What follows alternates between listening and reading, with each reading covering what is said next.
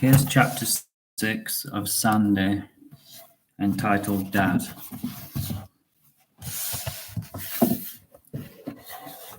As Simon lay in bed, a thought occurred to him before he drifted off.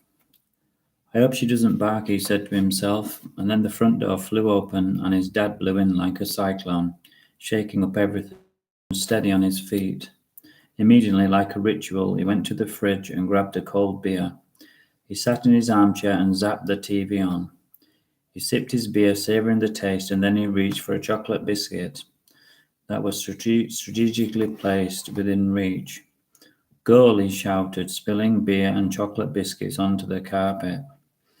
He didn't care if he lost one, as he had a full packet next to him. By the time the match was over, he had consumed half a packet, and he had a mound of crumbs around him like a mountain.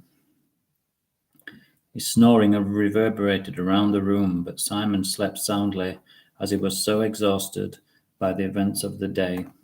In the morning, his dad woke him with a gruff morning and a swift removal of the bedclothes. Get dressed, he snapped, and prepare my breakfast. Simon struggled out of bed and put his feet into his slippers. His dad was in his fat armchair.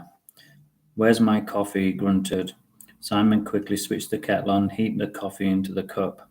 Then he added the obligatory 3 white sugars. Give it here, his dad said, reaching up like a sloth. Simon did as he was told, and he hurried back to the kitchen to fry the eggs and bacon, and he carefully cracked the eggs onto the side and marvelled at their perfect golden centre. Woe betide him if an egg broke or a speck of tiny shell dropped into the yellow, piercing its heart, then he would be in trouble. He served up the giant plate of 4 eggs, 4 sausages, beans, tomatoes, black pudding, and carefully placed it on his dad's tray. His dad grunted an insincere thank you and noisily cut up the sausages and fed them into his piggy mouth. His chin was covered with bright mustard, and sludgy beans slowly dripped down the front of his white shirt, but he didn't seem to notice or care. He mopped up the sauce he could find, all the sauce he could find, and popped it into his mouth. It was a good start to the day for him, but not so great for Simon.